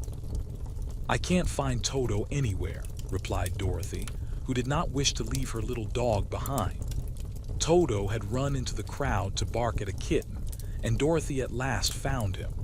She picked him up and ran towards the bow. "Loon!" She was within a few steps of it, and Oz was holding out his hands to help her into the basket, when crack went the ropes, and the balloon rose into the air without her. "Come back," she screamed. "I want to go too." "I can't come back, my dear," called Oz from the basket. "Goodbye." "Goodbye," shouted everyone, and all eyes were turned upward to where the wizard was riding in the basket, rising every moment farther and farther into the sky. And that was the last any of them ever saw of Oz, the wonderful wizard, though he may have reached Omaha safely and be there now for all we know. But the people remembered him lovingly and said to one another, "Oz was always our friend. When he was here, he built for us this beautiful Emerald City, and now he is gone, he has left the wise Scarecrow to rule over us." Still, for many days they grieved over the loss of the wonderful wizard, and would not be comforted. Chapter XVI. Away to the south. Dorothy wept bitterly at the passing of her hope to get home to Kansas again, but when she thought it all over, she was glad she had not gone up in a balloon, and she also felt sorry at losing Oz, and so did her companions. The Tin Woodman came to her and said, "Truly I should be ungrateful if I failed to mourn for the man who gave me my lovely harp. I should like to cry a little because Oz is gone, if you will kindly wipe away my tears, so that I shall not rust." "With pleasure," she answered, and brought a towel at once. Then the Tin Woodman wept for several minutes, and she watched the tears carefully and wiped them away with the towel. When he had finished, he thanked her kindly and oiled himself thoroughly with his jeweled oil can to guard against mishap. The Scarecrow was now the ruler of the Emerald City, and although he was not a wizard, the people were proud of him. "For," they said, "there is not another city in all the world that is ruled by a stuffed man." And so far as they knew, they were quite right. The morning after the balloon had gone up with Oz, the four travelers met in the throne room and talked matters over. The Scarecrow sat in the big throne, and the others stood respectfully before him. "We are not so unlucky," said the new ruler, "for this palace and the Emerald City belong to us, and we can do just as we please. When I remember that a short time ago I was up on a pole in a farmer's cornfield, and that now I am the ruler of this beautiful city, I am quite satisfied with my lot." "I also," said the Tin Woodman, "am well pleased with my new heart, and really that was the only thing I wished in all the world. For my part, I am content in knowing I am as brave as any beast that ever lived, if not braver," said the lion modestly. "If Dorothy would only be contented to live in the Emerald City," continued the Scarecrow, "we might all be happy together." "But I don't want to live here," cried Dorothy. "I want to go to Kansas and live with Aunt Em and Uncle Henry." "Well then, what can be done?" inquired the Woodman. The Scarecrow decided to think, and he thought so hard that the pins and needles began to stick out of his brains. Finally he said, "Why not call the winged monkeys and ask them to carry you over the desert?" "I never thought of that," said Dorothy joyfully. "It's just the thing. I'll go at once for the golden cap." When she brought it into the throne room, she spoke the magic words, and soon the band of winged monkeys flew in through the open window and stood beside her. "This is the second time you have called us," said the Monkey King, bowing before the little girl. "What do you wish?" "I want you to fly with me to Kansas," said Dorothy. But the Monkey King shook his head. "That cannot be done," he said. "We belong to this country alone and cannot leave it. There has never been a winged monkey in Kansas yet, and I suppose there never will be, for they don't belong there. We shall be glad to serve you in any way in our power, but we cannot cross the desert. Goodbye." And with another bow, the Monkey King spread his wings and flew away through the window, followed by all his band. Dorothy was ready to cry with disappointment. "I have wasted the charm of the golden cap to no purpose," she said, "for the winged monkeys cannot help me." "It is certainly too bad," said the tender-hearted woodman. The Scarecrow was thinking again, and his head bulged out so horribly that Dorothy feared it would burst. "Let us call in the soldier with the green whiskers," he said, "and ask his advice." So the soldier was summoned and entered the throne room timidly, for while Oz was alive, he never was allowed to come farther than the door.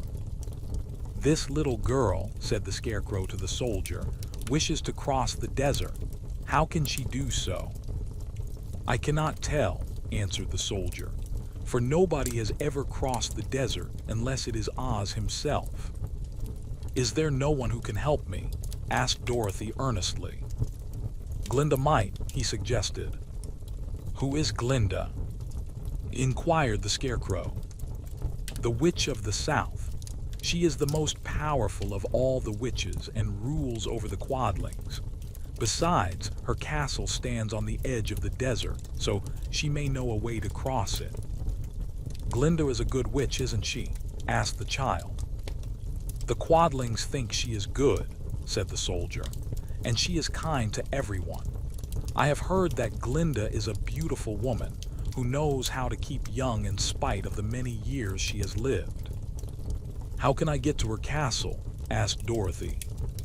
"The road is straight to the south," he answered, "but it is said to be full of dangers to travelers. There are wild beasts in the woods and a race of queer men who do not like strangers to cross their country. For this reason, none of the Quadlings ever come to the Emerald City." The soldier then left them, and the Scarecrow said, "It seems, in spite of dangers, that the best thing Dorothy can do is to travel to the land of the South and ask Glinda to help her. For of course, if Dorothy stays here, she will never get back to Kansas." "You must have been thinking again," remarked the Tin Woodman. "I have," said the Scarecrow. "I shall go with Dorothy," declared the Lion, "for I am tired of your city and long for the woods and the country again. I am really a wild beast, you know. Besides, Dorothy will need someone to protect her." "That is true," agreed the Woodman. "My axe may be of service to her, so I also will go with her to the land of the South." "When shall we start?" asked the Scarecrow. "Are you going?" they asked in surprise. "Certainly. If it wasn't for Dorothy, I should never have had brains. She lifted me from the pole in the cornfield and brought me to the Emerald City. So my good luck is all due to her, and I shall never leave her until she starts back to Kansas for good and all." "Thank you," said Dorothy gratefully. "You are all very kind to me, but I should like to start as soon as possible." "We shall go tomorrow morning," returned the Scarecrow. "So now let us all get ready, for it will be a long journey." Chapter XIX. Attacked by the Fighting Trees. The next morning, Dorothy kissed the pretty green girl goodbye, and they all shook hands with the soldier with the green whiskers, who had walked with them as far as the gate. When the guardian of the gate saw them again, he wondered greatly that they could leave the beautiful city to get into new trouble. but he at once unlocked their spectacles, which he put back into the green box and gave them many good wishes to carry with them. "You are now our ruler," he said to the Scarecrow, "so you must come back to us as soon as possible." "I certainly shall if I am able," the Scarecrow replied, "but I must help Dorothy to get home first." As Dorothy bade the good-natured guardian a last farewell, she said, "I have been very kindly treated in your lovely city, and everyone has been good to me. I cannot tell you how grateful I am." "Don't try, my dear," he answered.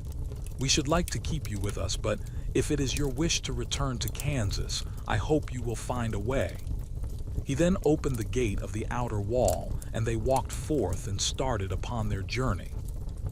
The sun shone brightly as our friends turned their faces toward the land of the South.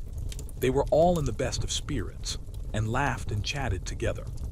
Dorothy was once more filled with the hope of getting home, and the Scarecrow and the Tin Woodman were glad to be of use to her. As for the lion, he sniffed the fresh air with delight and whisked his tail from side to side in pure joy at being in the country again, while Toto ran around them and chased the moths and butterflies, barking merrily all the time. "City life does not agree with me at all," remarked the lion, as they walked along at a brisk pace. "I have lost much flesh since I lived there, and now I am anxious for a chance to show the other beasts how courageous I have grown." They now turned and took a last look at the Emerald City.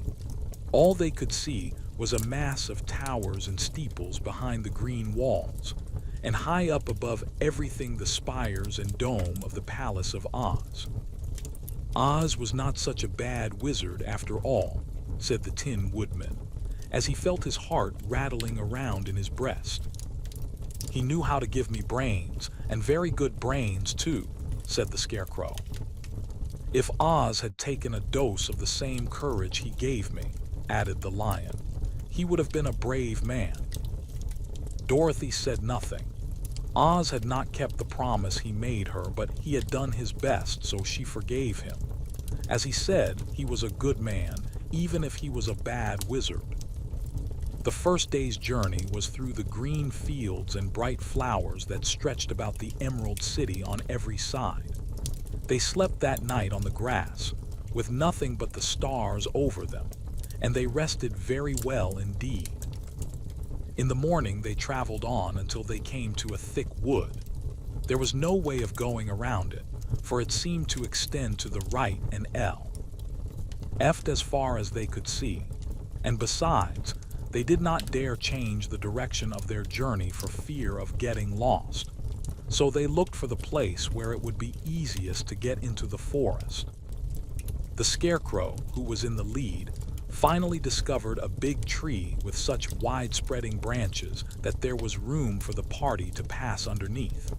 So he walked forward to the tree, but just as he came under the first branches, they bent down and twined around him, and the next minute he was raised from the ground and flung headlong among his fellow travelers.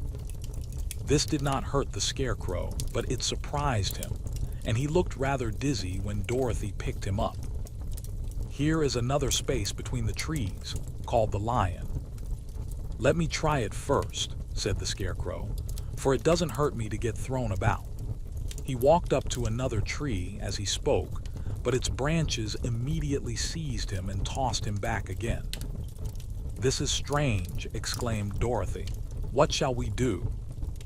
"The trees seem to have made up their minds to fight us and stop our journey," remarked the lion. "I believe I will try it myself," said the woodman, and shouldering his axe, he marched up to the first tree that had handled the Scarecrow so roughly.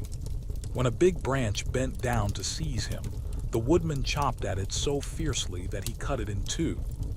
At once the tree began shaking all its branches as if in pain, and the Tin Woodman passed safely under it. "Come on," he shouted to the others. "Be quick." They all ran forward and passed under the tree without injury, except Toto, who was caught by a small branch and shaken until he howled. But the woodman promptly chopped off the branch and set the little dog free.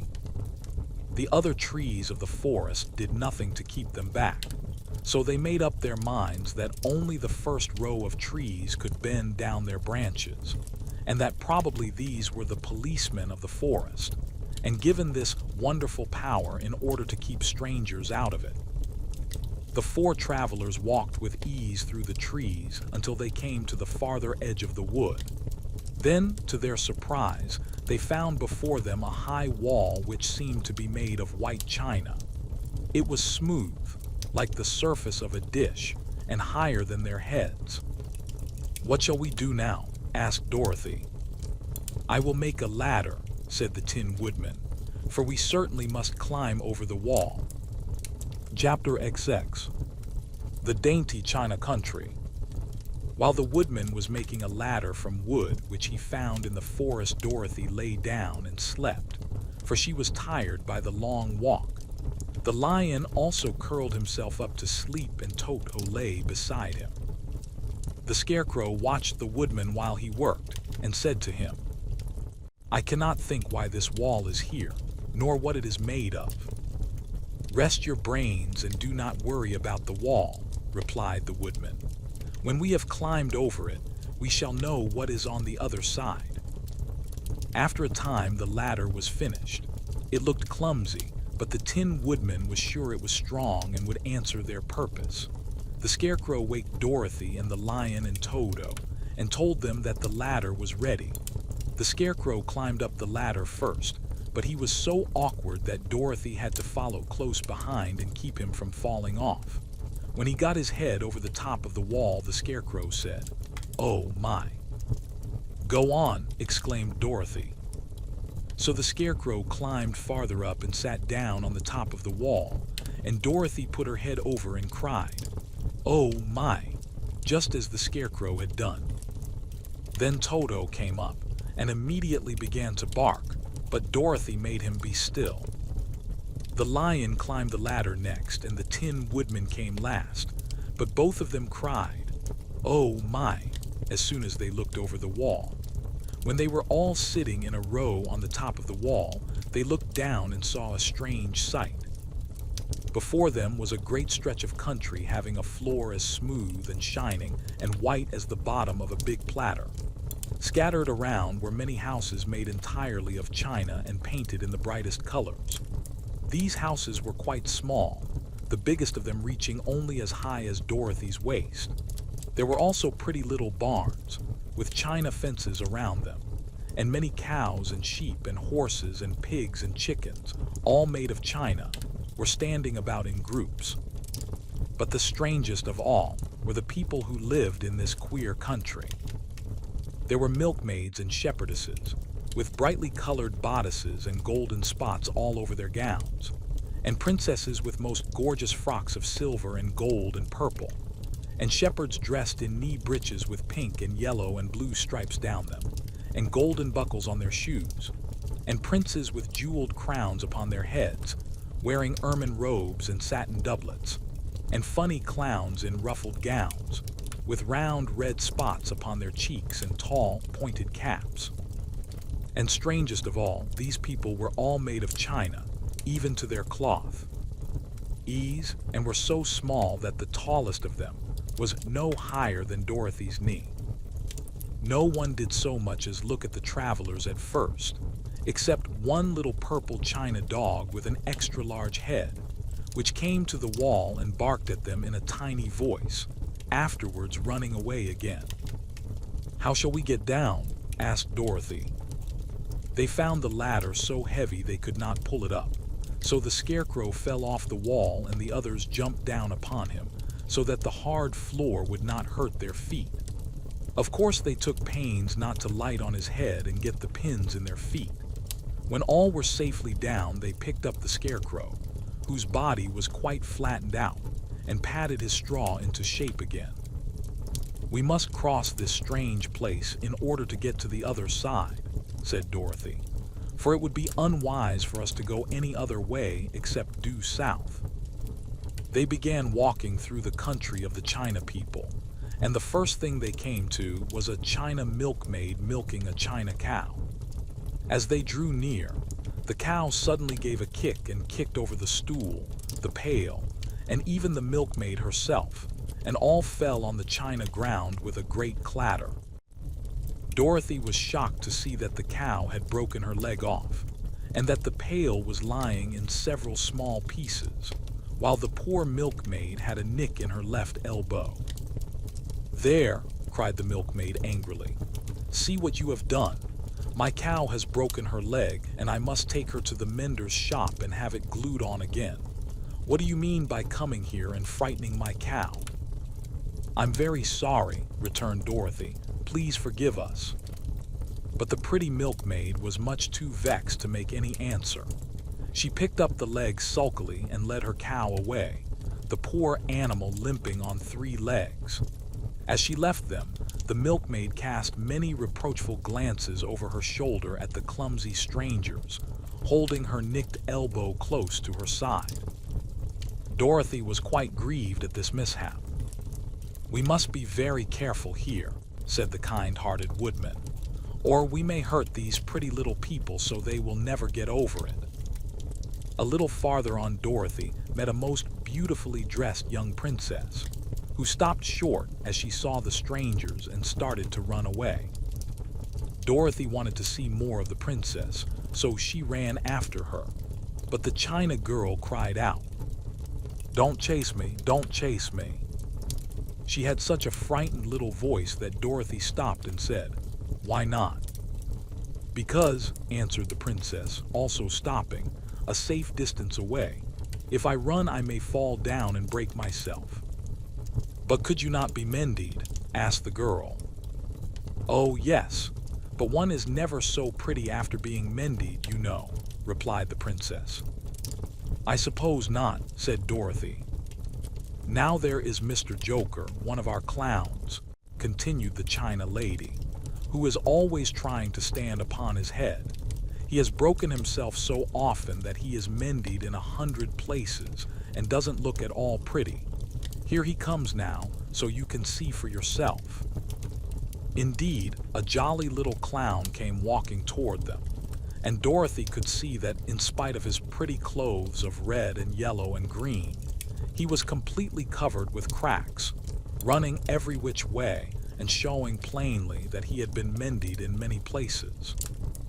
The clown put his hands in his pockets, and after puffing out his cheeks and nodding his head at them saucily, he said, "My lady fair, why do you stare at poor old Mr. Joker?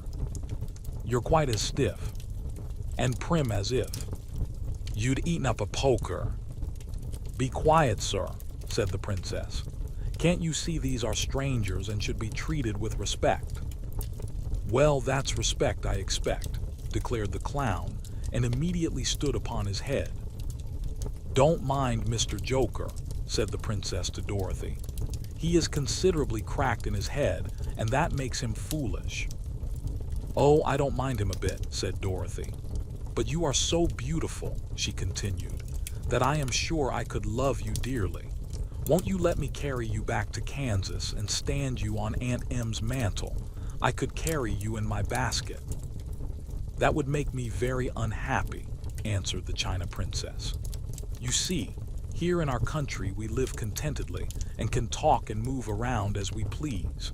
But whenever any of us are taken away, our joints at once stiffen, and we can only stand straight and look pretty. Of course, that is all that is expected of us when we are on mantels and cabinets and drawing-room tables, but our lives are much pleasanter here in our own country." "I would not make you unhappy for all the world," exclaimed Dorothy, "so I'll just say goodbye." "Goodbye," replied the princess. They walked carefully through the China country. The little animals and all the people scampered out of their way, fearing the strangers would break them, and after an hour or so, the travelers reached the other side of the country and came to another China wall. It was not so high as the first, however, and by standing upon the lion's back, they all managed to scramble to the top. Then the lion gathered his legs under him and jumped on the wall, but just as he jumped, he upset a china church with his tail and smashed it all to pieces. "That was too bad," said Dorothy. "But really I think we were lucky in not doing these little people more harm than breaking a cow's leg in a church. They are all so brittle." "They are indeed," said the Scarecrow, "and I am thankful I am made of straw and cannot be easily damaged. There are worse things in the world than being a scarecrow." Chapter XXI. The Lion Becomes the King of Beasts. After climbing down from the China Wall, the travelers found themselves in a disagreeable country, full of bogs and marshes, and covered with tall, rank grass. It was difficult to walk without falling into muddy holes, for the grass was so thick that it hid them from sight. However, by carefully picking their way, they got safely along until they reached solid ground. But here the country seemed wilder than ever, and after a long and tiresome walk through the underbrush, they entered another forest, where the trees were bigger and older than any they had ever seen. "This forest is perfectly delightful," declared the lion, looking around him with joy. "Never have I seen a more beautiful place." "It seems gloomy," said the Scarecrow. "Not a bit of it," answered the lion. "I should like to live here all my life. See how soft the dried leaves are under your feet, and how rich and green the moss is that clings to these old trees. Surely no wild beast could wish a pleasanter home." "Perhaps there are wild beasts in the forest now," said Dorothy. "I suppose there are," returned the lion, "but I do not see any of them about." They walked through the forest until it became too dark to go any farther. Dorothy and Toto and the lion lay down to sleep, while the woodman and the Scarecrow kept watch over them as usual. When morning came, they started again. Before they had gone far, they heard a low rumble, as of the growling of many wild animals. Toto whimpered a little, but none of the others was frightened, and they kept along the well-trodden path until they came to an opening in the wood, in which were gathered hundreds of beasts of every variety. There were tigers and elephants and bears and wolves and foxes and all the others in the natural history, and for a moment Dorothy was afraid. But the lion explained that the animals were holding a meeting, and he judged by their snarling and growling that they were in great trouble. As he spoke, several of the beasts caught sight of him, and at once the great assemblage hushed as if by magic. The biggest of the tigers came up to the lion and bowed, saying, "Welcome, O King of Beasts. You have come in good time to fight our enemy and bring peace to all the animals of the forest once more." "What is your trouble?" asked the lion quietly. "We are all threatened," answered the tiger, "by a fierce enemy which has lately come into this forest. It is a most tremendous monster, like a great spider, with a body as big as an elephant and legs as long as a tree trunk. It has 8 of these long legs, and as the monster crawls through the forest, he seizes an animal with a leg and drags it to his mouth, where he eats it as a spider does a fly. Not one of us is safe while this fierce creature is alive, and we had called a meeting to decide how to take care of ourselves when you came among us." The lion thought for a moment. "Are there any other lions in this forest?" he asked. "No, there were some, but the monster has eaten them all. And besides, they were none of them nearly so large and brave as you. If I put an end to your enemy, will you bow down to me and obey me as king of the forest?" inquired the lion. "We will do that gladly," returned the tiger, and all the other beasts roared with a mighty roar. "We will." "Where is this great spider of yours now?" asked the lion. "Yonder among the oak trees," said the tiger, pointing with his forefoot. "Take good care of these friends of mine," said the lion, "and I will go at once to fight the monster." He bade his comrades goodbye and marched proudly away to do battle with the enemy. The great spider was lying asleep when the lion found him, and it looked so ugly that its foe turned up his nose in disgust. Its legs were quite as long as the tiger had said, and its body covered with coarse black hair. It had a great mouth, with a row of sharp teeth a foot long, but its head was joined to the pudgy body by a neck as slender as a wasp's waist.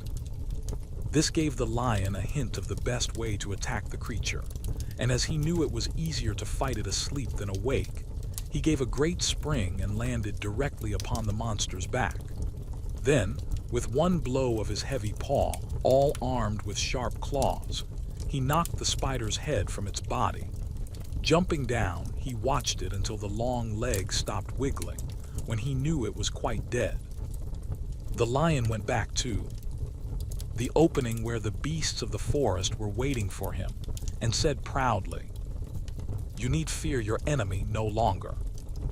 Then the beasts bowed down to the lion as their king, and he promised to come back and rule over them as soon as Dorothy was safely on her way to Kansas. Chapter XXII. The Country of the Quadlings. The four travelers passed through the rest of the forest in safety, and when they came out from its gloom saw before them a steep hill, covered from top to bottom with great pieces of rock. "That will be a hard climb," said the Scarecrow, "but we must get over the hill nevertheless."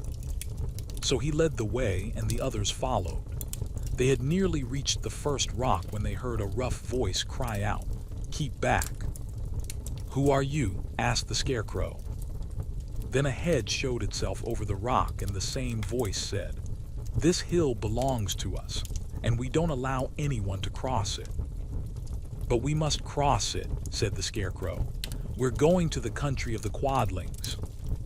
"But you shall not," replied the voice, and there stepped from behind the rock the strangest man the travelers had ever seen. He was quite short and stout and had a big head, which was flat at the top and supported by a thick neck full of wrinkles. But he had no arms at all, and seeing this, the Scarecrow did not fear that so helpless a creature could prevent them from climbing the hill. So he said, "I'm sorry not to do as you wish, but we must pass over your hill whether you like it or not," and he walked boldly forward. As quick as lightning the man's head shot forward and his neck stretched out until the top of the head, where it was flat, struck the Scarecrow in the middle and sent him tumbling over and over down the hill. Almost as quickly as it came, the head went back to the body, and the man laughed harshly as he said, "It isn't as easy as you think." A chorus of boisterous laughter came from the other rocks, and Dorothy saw hundreds of the armless hammerheads upon the hillside, one behind every rock. The lion became quite angry at the laughter caused by the Scarecrow's mishap, and giving a loud roar that echoed like thunder, he dashed up the hill. Again a head shot swiftly out, and the great lion went rolling down the hill as if he had been struck by a cannonball.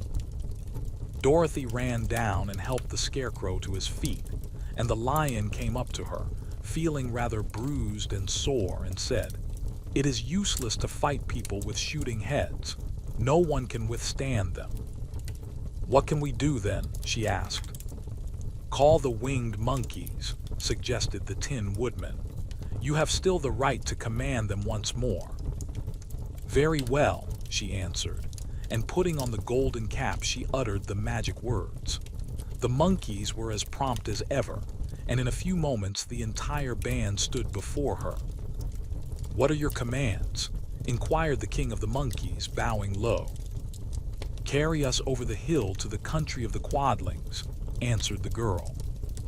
"It shall be done," said the king, and at once the winged monkeys caught the four travelers and Toto up in their arms and flew away with them.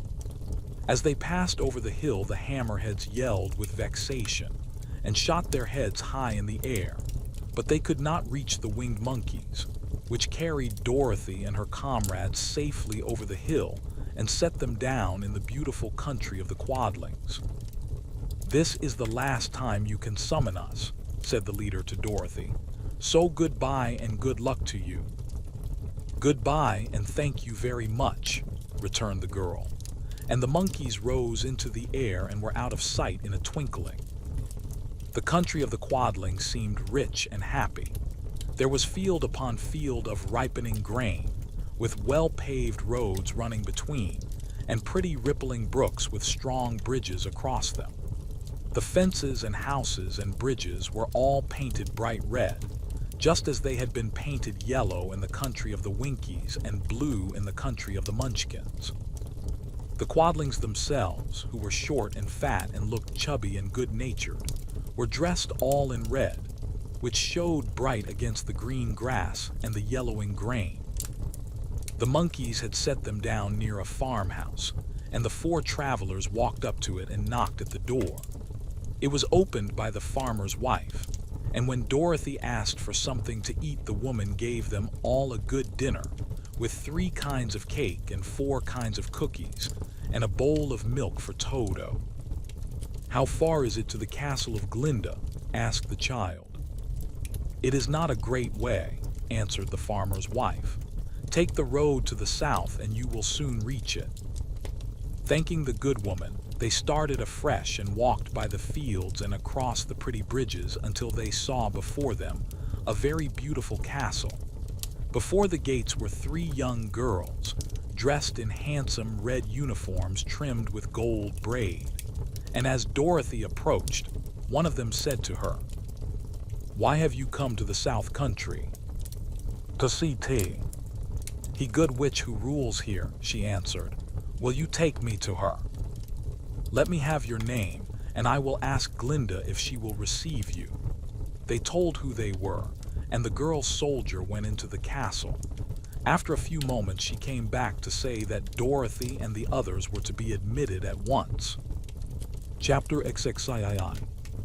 Glinda the Good Witch grants Dorothy's wish. Before they went to see Glinda, however, they were taken to a room of the castle, where Dorothy washed her face and combed her hair, and the lion shook the dust out of his mane, and the scarecrow patted himself into his best shape, and the woodman polished his tin and oiled his joints. When they were all quite presentable, they followed the soldier girl into a big room where the witch Glinda sat upon a throne of rubies. She was both beautiful and young to their eyes.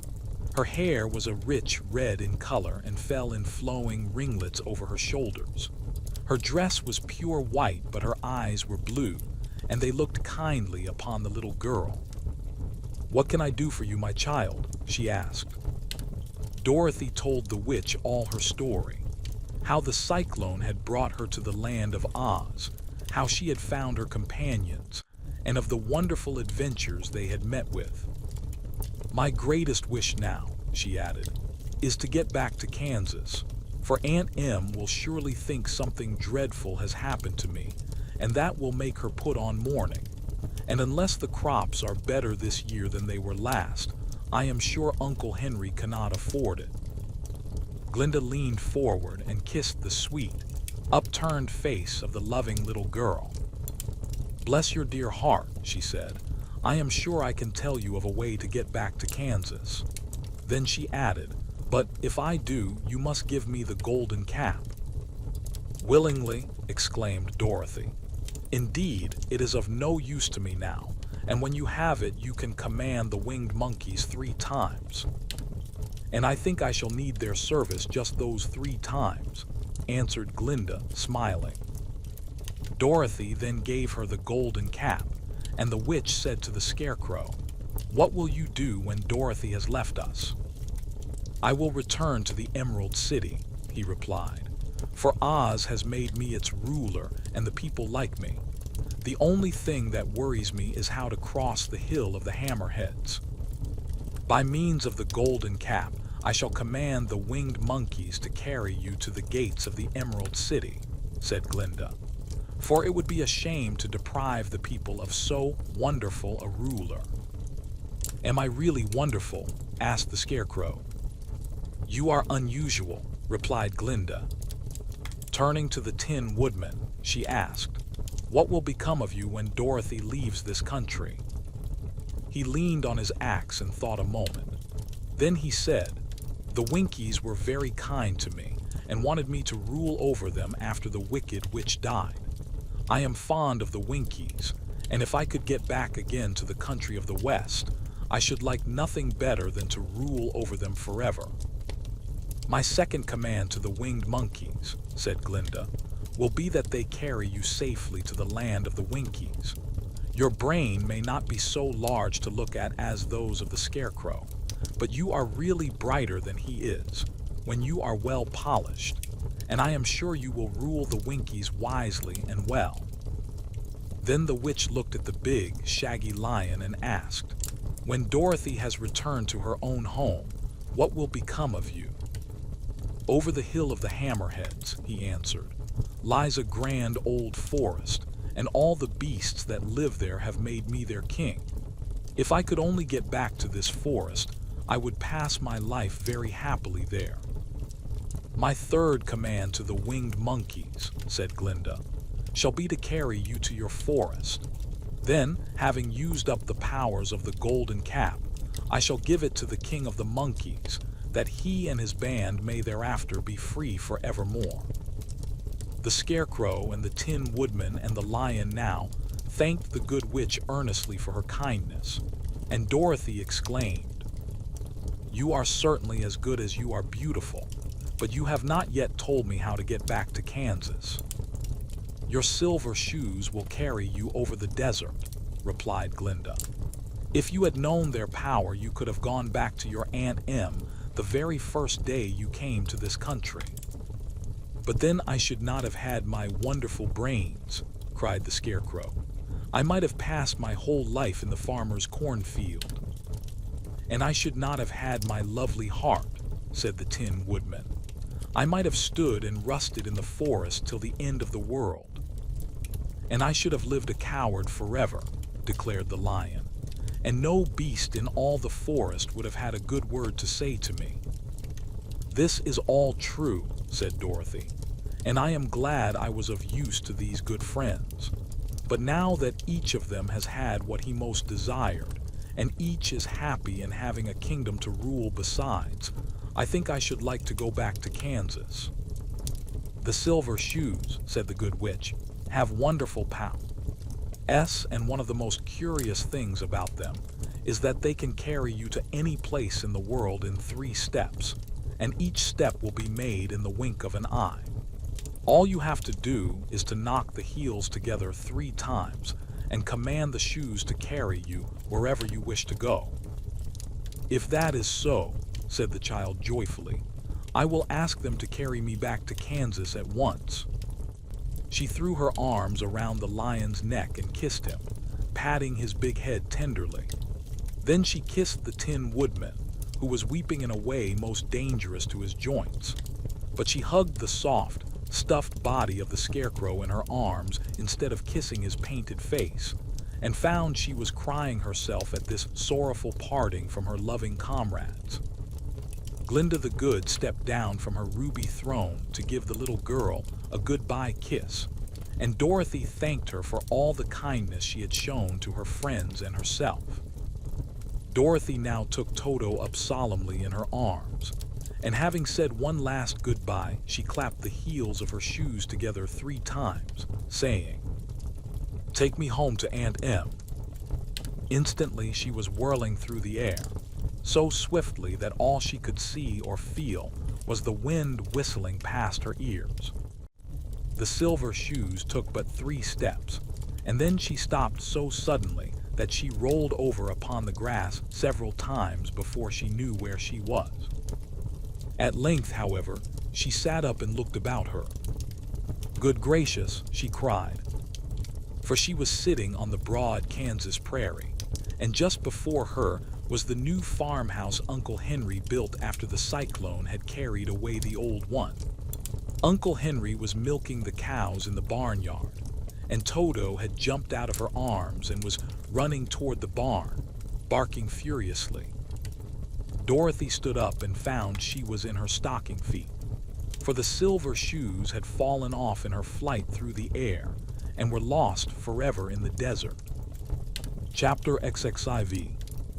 Home again. Aunt Em had just come out of the house to water the cabbages when she looked up and saw Dorothy running toward her. "My darling child," she cried, folding the little girl in her arms and covering her face with kisses. "Where in the world did you come from?" "From the land of Oz," said Dorothy gravely. "And here is Toto, too. And oh, Aunt Em, I'm so glad to be at home again."